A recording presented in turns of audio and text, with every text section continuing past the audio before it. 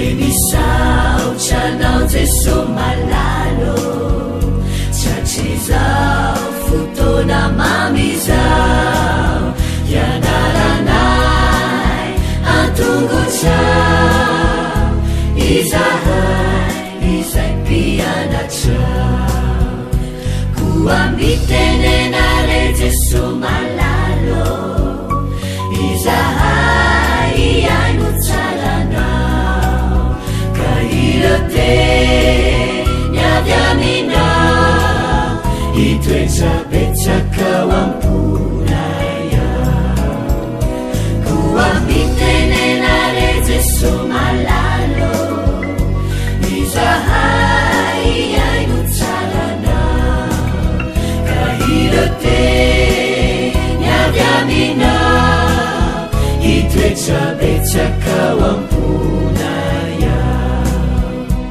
irate niavy aminao itoetrabetsakao amponaya.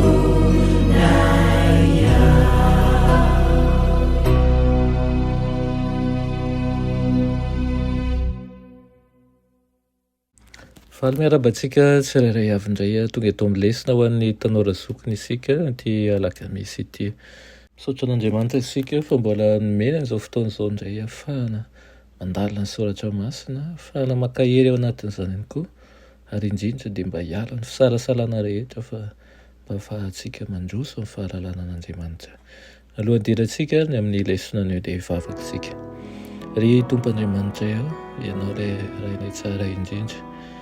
Ho masinana eny anaranao, ho tonga ane ny fanjakanao ary atao ane ny sitraponao. Indreto izay zanakao miantso anao amin'izao fotoana izao, amin'ny toerana samy misy anay izay kanefa iray aminao ankehitriny. Dia handray ny hery avy aminao, dia handray ny fahamarinana avy aminao. Metezaina Tompo, hiasa ao anatinay tsirairay avy. Aminaran'i Jesosy, amen. Boaten'ny lesona antsika androany dia manao hoe mandanja ny porofo. Tsy ao anatin'ny zafitr'Andriamanitra ny manery olona hiala amin'ny faharatsiany na hoe hiala amin'ny tsy finoany. Manoloana azy ireo ny mazava ary manoloana azy ireo ihany koa ny maizina, ny marina sy ny diso. Anjaran'izy ireo manapa-kevitra ny amin'izay ekeny na ho amin'ilay marina na ho amin'ilay diso. Nataon'Andriamanitra ahay hanavaka ny mety sy ny tsy mety manko ny sain'ny olombelona. Tsy nataony hanapa-kevitra noho ny fahatairana ny olona fa amin'ny fandanjana ny porofo, amin'ny fampitahana tsara ihany koa ny soratra masina amin'ny soratra masina.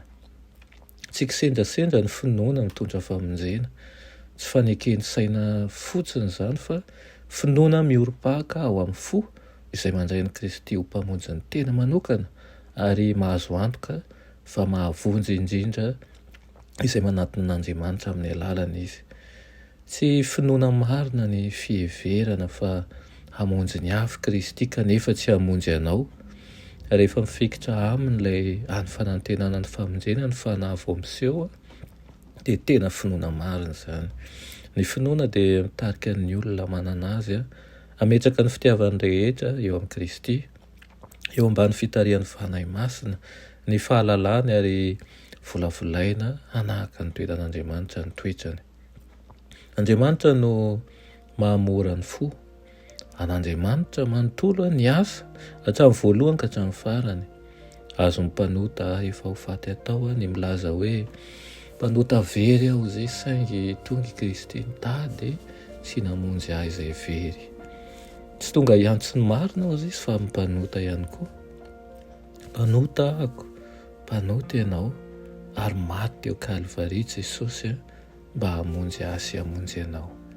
Tsy mila mitoetra tsy voavonjy intsony izany isika satria efa maty sy nitsangana tamin'ny maty Jesosy ho fahamarinana ho antsika.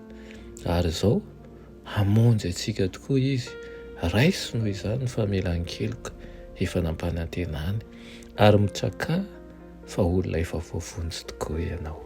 Amen. Tompo malala misaotra ny amin'ny famonjena ho anay, misaotra noho ny amin'ny fitiavana ho anay, misaotra ihany koa ny amin'ny fampanantenana izay marina omena ho anay, ary ampitohery izay mba ho mpanomponao mahatoky tokoa.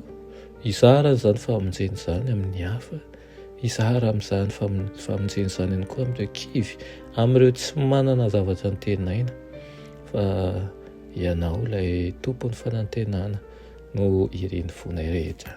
Aminaran'i Jesosy, amen.